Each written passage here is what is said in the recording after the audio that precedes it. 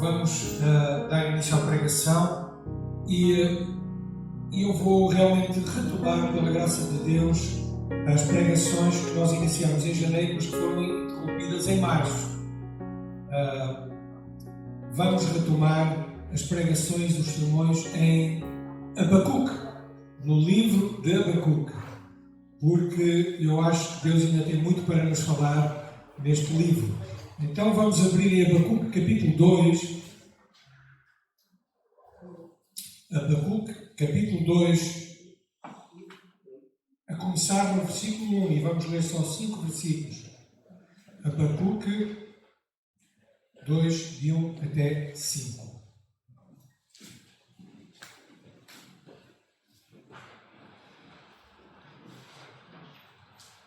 Se os irmãos não se importarem, ficamos de pé para ler a palavra do Senhor, até para já um bocadinho que está muito calor. E eu vou ler então a palavra do Senhor, Abacuque, capítulo 2, versículo 1. Sobre a minha guarda estarei, e sobre a fortaleza me apresentarei e vigiarei, para ver o que fala comigo, e o que eu tenho, e o que eu responderei quando eu for arguido.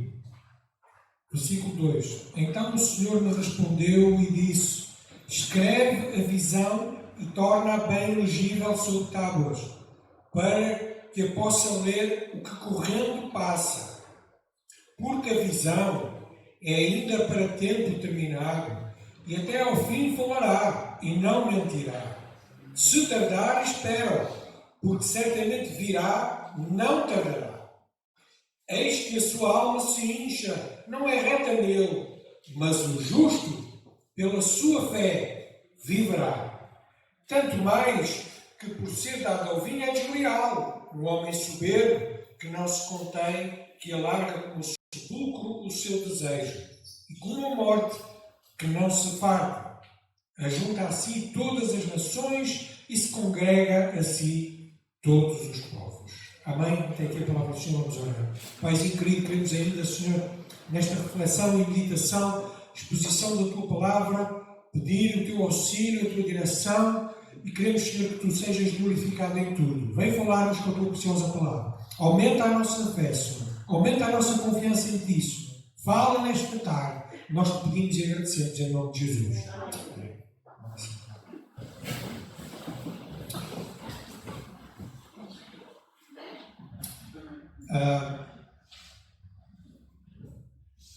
Nós iniciamos em janeiro esta série de mensagens que eu chamei Abraçar a Fé em Deus. Abraçar a Fé em Deus. Porque, de facto, Abacuque, o nome Abacuque significa abraço, significa aquele que abraça forte. E sem ainda conhecer muito acerca daquela pandemia e desta pandemia que anda aí, que nos impede de abraçar efetivamente, realmente este profeta que renovou a sua fé em Deus, renovou também esta confiança e este abraço. E então, neste tempo em que nós estamos quase proibidos de nos abraçarmos, vamos ver o que é que o profeta do abraço tem para nos dizer. E encontramos 3 grandes temáticas neste livro, no livro de Abacuque. 3 grandes temáticas. A primeira é a providência divina diante das crises. A soberania de Deus diante das crises. Deus está no comando. Lembremos disso. Venha a crise que vier, o Senhor continua a ser Deus. E este é o primeiro ensinamento deste livro. A segunda grande temática é que existe a necessidade de nós dialogarmos com Deus, à semelhança de Abacuque. Assim como Abacuque buscou o Senhor e orou, buscou a sua comunhão, nós também necessitamos urgentemente de buscar a comunhão com Deus. E esta é outra grande temática de Abacuque. E a terceira é um incentivo a vivermos pela fé. Há um incentivo de Deus em Abacuque a não olharmos para as circunstâncias, mas a olharmos mais para o Senhor, em fé, em confiança nele. Andarmos mais por fé do que por vista. Amém? Amém. Glória ao Senhor. Sabemos que Israel estava dividido em 2 reinos, o reino do norte, chamado Israel, e o reino do sul, chamado Judá. E estes dois reinos que estavam divididos estavam perante uma invasão iminente do grande Império Babilónico. Estava para acontecer um grande desastre, uma grande crise em Israel, especialmente em Judá, nesta fase. E Abacuque era um profeta de Judá. E ele recebe esta revelação de Deus de que o Império Babilónico, os caldeus, iriam invadir Judá. Convém recordar que esta invasão aconteceu e foi por causa do pecado do povo de Israel, por causa da sua desobediência, por causa da sua violência, por causa das muitas injustiças que o povo estava a praticar. Então Deus permitiu que os caldeus invadissem Israel e também Judá. E depois de Deus ter dito a Abacuque o que ia acontecer no capítulo 1, Abacuque ficou perplexo, ele não entendeu o que estava para acontecer. Como é que uma nação tão perversa como os caldeus estavam a invadir a nação santa de Israel? Isto para o profeta causou estranheza e ele expôs as suas dúvidas no capítulo 1 a Deus. Ele não entendeu porque é que Deus ia usar este povo tão perverso para punir Israel. E isto levanta também algumas questões teológicas e filosóficas até, acerca desta questão. E uma delas, a primeira, é porque é que Deus permite que os ímpios prosperem? Os salmistas também falam muito nisto. Porque é que os perversos, aqueles que não buscam a Deus, parece que tudo lhes corre bem. Parece que largam as suas tendas, conquistam terra, vivem vidas abastadas e não têm nada a ver com Deus. Esta é a grande questão, é a primeira questão que é levantada pelo profeta. A segunda questão é qual a razão da existência do mal? Porquê é que há tanta maldade?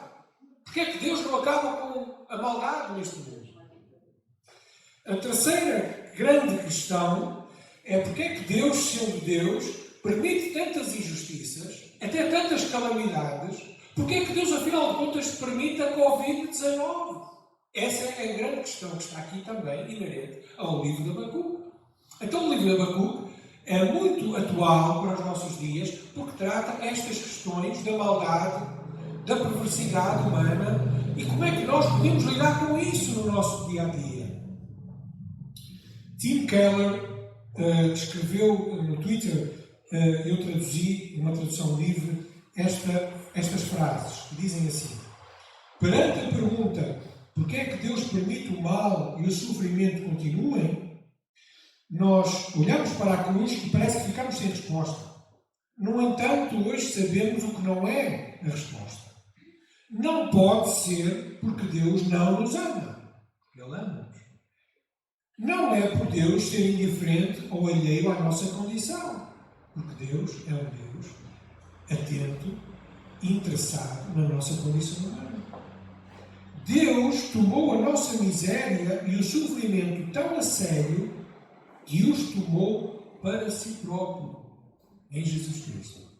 Isto é interessante, esta frase. E nós não conhecemos todas as respostas em relação à maldade, em relação ao mal, e porque é que existe o mal, mas sabemos uma coisa, que quando o pecado entrou na terra, no homem, no ser humano, o pecado afetou tudo. Afetou o ser humano na sua essência espiritual, porque ele passou a morrer espiritualmente, ficou morto. Afetou o cosmos, porque o planeta também geme. Então, o planeta está afetado por esta condição pecaminosa. E também o planeta e nós todos estamos afetados por esta condição pecaminosa. O crente não está ausente do sofrimento. O crente também sofre. O crente também padece. E há uma questão aqui muito importante. É que nós, independentemente do mal, sabemos e queremos que todas as coisas contribuem para o bem daqueles que amam a Deus. Ou seja, o mal pode acontecer ao crente, mas o mal tem um propósito.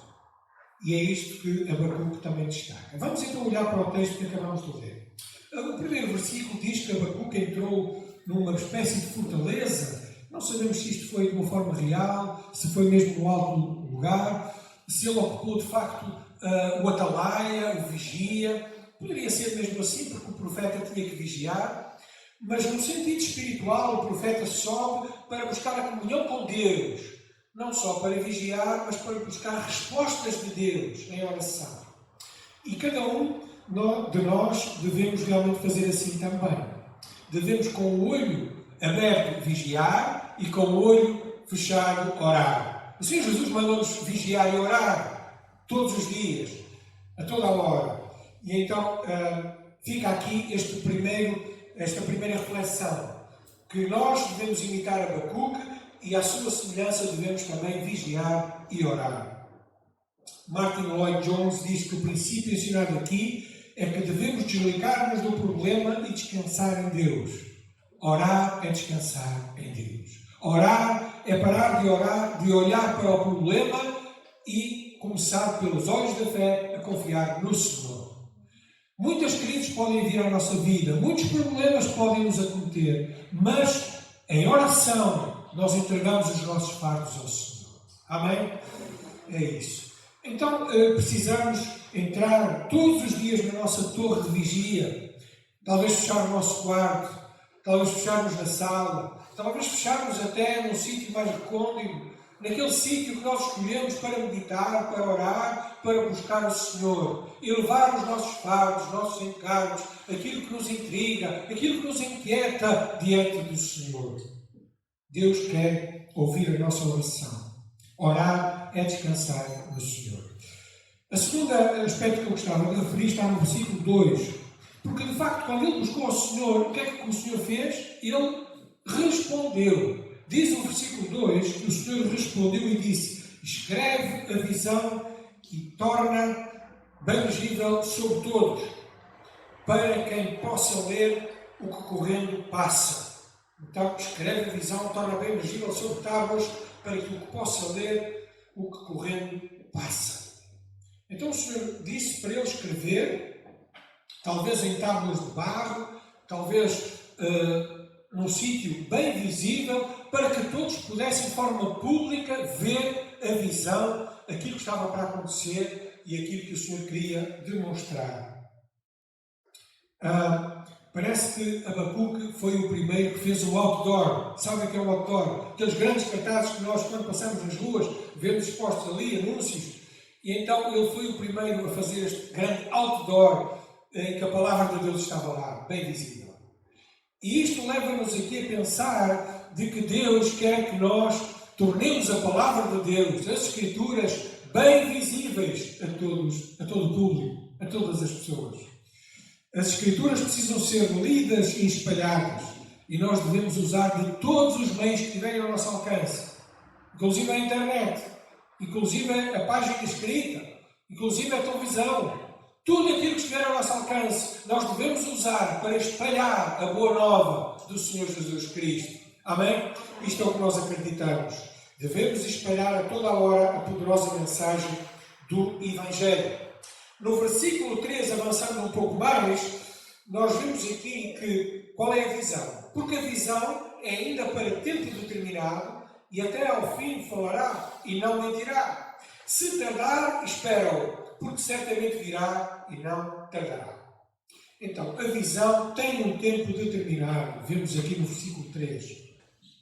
Esta visão era para ser aplicada e cumprida num tempo já imediato, naquele tempo presente de Abacuque, porque os caldeus iam invadir Judá, mas é também profeticamente para um tempo que virá, para um tempo futuro. E porquê é que nós percebemos isto? Porque vamos a Hebreus, vamos ler agora Hebreus, capítulo 10, versículo 37, Hebreus 10, 37, diz assim a palavra do Senhor. Temos lá também 36, 10, 36 de Hebreus. Porque necessitais de paciência para que depois de haver desfeito a vontade de Deus, possais alcançar a promessa. Porque ainda um pouquinho de tempo, e o que há de vir, virá, e não tardará. mas o justo viverá da fé, e se ele recuar, a minha alma não tem prazer nele. Versículo 37 diz, porque ainda um pouquinho de tempo, e o que há de vir, virá, e não tardará. De quem é que está a falar este versículo? Está a falar do Senhor Jesus Cristo.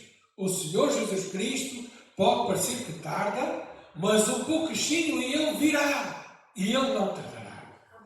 Então, e estamos aqui a citar quase palavra por palavra o versículo lá em Abacuque. Então, aquele versículo em Abacuque vai realmente apontar para a vinda gloriosa do Senhor Jesus Cristo, a sua segunda vinda. E é isso que nós estamos a aguardar, a vinda do Senhor Jesus Cristo. Existem tantas pessoas preocupadas com o futuro, tantas pessoas inquietas com aquilo que vai acontecer, com tantas coisas na sua vida. Até há pessoas que estão tão inquietas com o seu futuro e com o que vai acontecer, que consultam cartomantes, bruxos, bruxas, horóscopo, porque querem saber o que vai acontecer. Mas a palavra de Deus, as Escrituras, elas revelam aquilo que vai acontecer. E a palavra de Deus cumpriu-se lá com os caldeus, e assim como Deus disse que os caldeus iam invadir Judá, isso aconteceu, é histórico, faz parte da história. E assim como a palavra de Deus diz que Jesus vai voltar a segunda vez, e Ele vai voltar novamente, e nós acreditamos nisso. E isso deve infundir em nós esperança para aqueles que são seus filhos, deve infundir em nós santidade para nos prepararmos para a segunda vinda, mas também deve existir realmente reverência, deve existir algum respeito, porque realmente o Senhor Jesus vai voltar como justo juiz, aquele que vai fazer realmente cumprir todas as coisas. O Senhor Jesus vai voltar.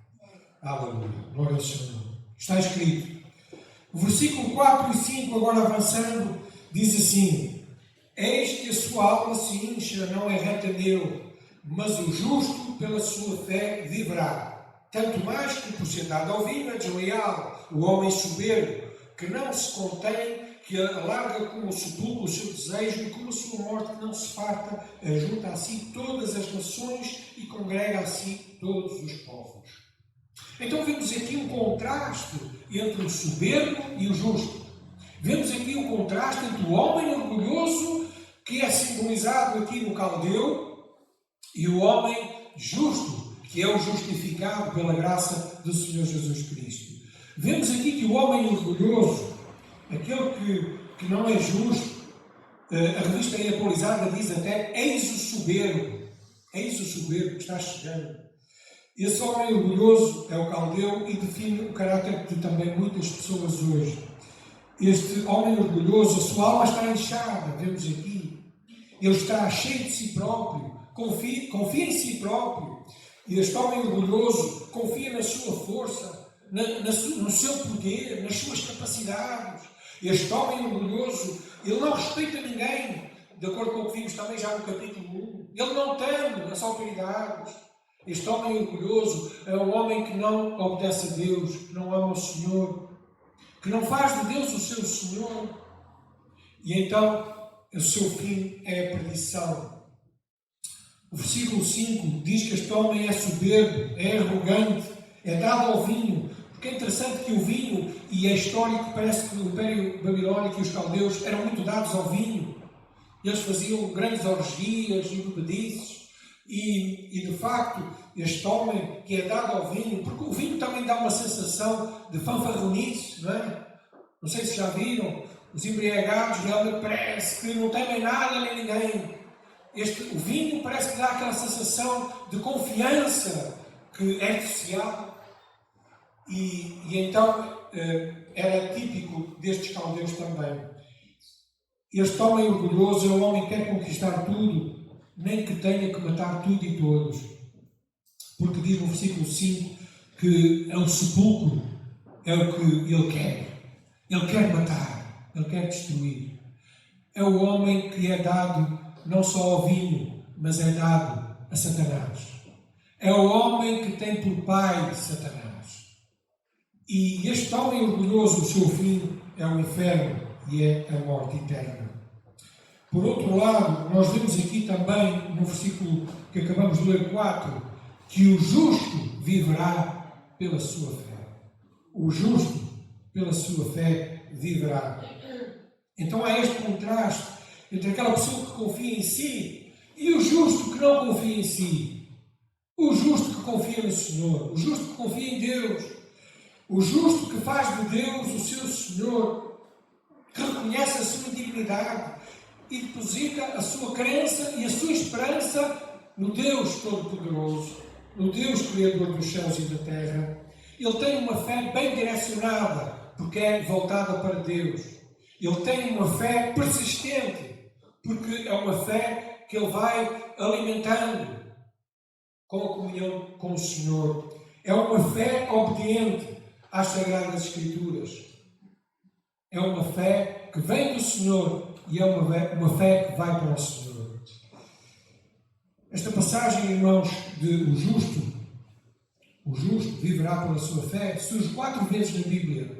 Ela surge aqui, em Abacuque 2,4, surge em Romanos 1,17, Gálatas 3,11 e Hebreus também 10, 38 a 39, que já lemos. 4 vezes esta passagem surge em toda a Bíblia. E foi através da meditação deste versículo, lá em Romanos, em Romanos 1,17, que Martinho Lutero, no século XVI, ele foi iluminado pela graça de Deus e nasceu de novo. Não sei se sabem a história, mas em 1515 este monge agostiniano, ele realmente tinha muitas dúvidas e andava numa grande luta espiritual. Porque ele estava a estudar Romanos, mas ele lutava porque ele não percebia a justiça de Deus.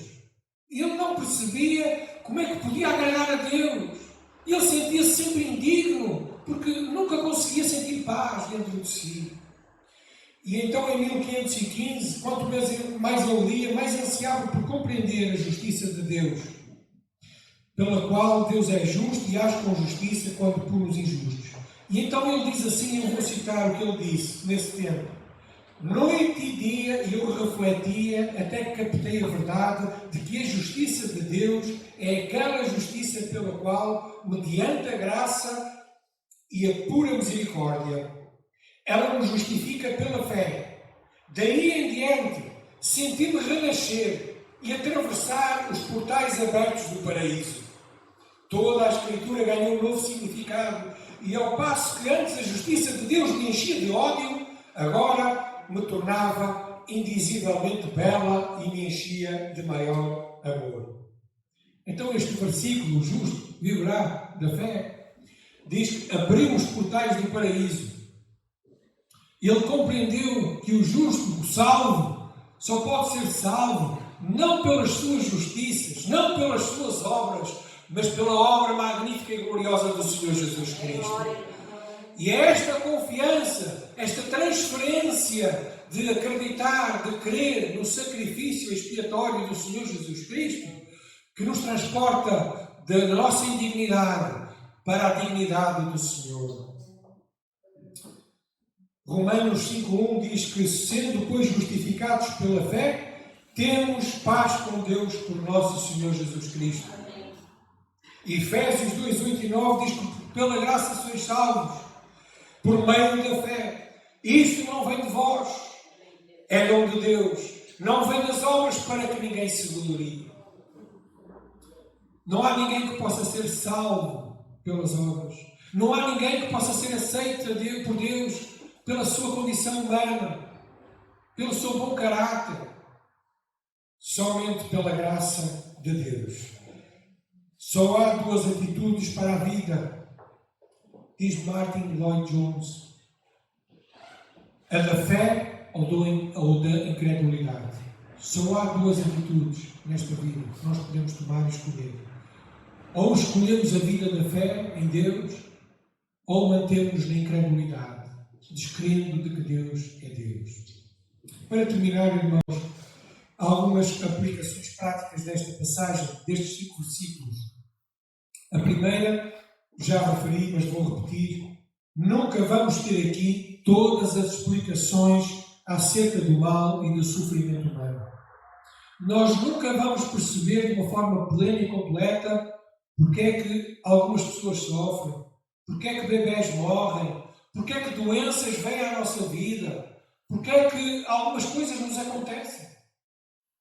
E aceitar isto, por um lado, é bom. Mas não é uma questão de resignar a esta questão. Não. É nós aceitarmos de que Deus soberanamente está a construir a nossa história.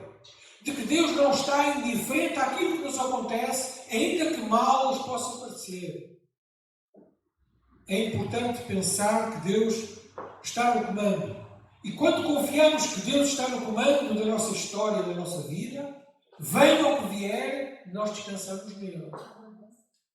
E esta é a primeira grande aplicação. Há um propósito no sofrimento. E o grande propósito no sofrimento, nós temos um grande exemplo também. É em Jesus Cristo. E talvez mais ninguém tenha sofrido como Jesus sofreu. Porque Jesus sofreu fisicamente, na cruz, mas também sofreu espiritualmente. E Ele sofreu na alma. E este sofrimento indizível de Jesus Cristo fez sentido e faz sentido hoje. Porque pelas suas pisaduras nós fomos sarados. Por isso, queridos irmãos e irmãs, o sofrimento faz sentido em Jesus Cristo. E também, por outro lado, citando o grande C.S. Lewis, naquela frase muito conhecida, quando ele diz: o sofrimento é o megafone de Deus para o mundo ensurcedido. Ou seja, para o mundo que não quer ouvir a graça do Senhor. Às vezes é preciso que calamidades venham a este mundo para as pessoas acordarem. Eu estou convencido que um dos propósitos da Covid foi, efetivamente, mexer com as estruturas deste mundo, para que nós pensemos que nós não temos o controle de nada. De que Deus, quando quiser, Ele mexe nas estruturas de todas as pessoas. E Ele mexeu. Do pobre ao rico. Do abastado àquele que não tem nada. Toda a gente tremeu. E está a tremer com este vírus. E o Senhor permitiu isto para realmente, e muita gente sofre e sofreu por causa disto, para realmente nós nos lembrarmos que há um Deus, que há um Senhor. Este é o propósito também do sofrimento humano. A segunda aplicação é que este versículo central de Abacuque 2,4, que o justo pela sua fé viverá, num certo sentido, ele não é só o versículo central deste livro, deste grande profeta Abacuque, ele é o versículo central do livro, tem 3 capítulos, mas é também o versículo central de toda a Bíblia. Porque a justiça pela fé, pela graça de Deus, é realmente o cerne da revelação bíblica. A vida começa pela fé. A fé em Deus é a centelha da vida. Estávamos mortos nos nossos pecados. Estávamos separados de Deus. Mas quando Deus, pela sua graça, nos derrama o pequeno e minúsculo instrumento de fé no nosso coração, esta centelha de vida, e nós olhamos para Jesus Cristo e confiamos nele, nós passamos da morte para a vida. O justo viverá pela fé.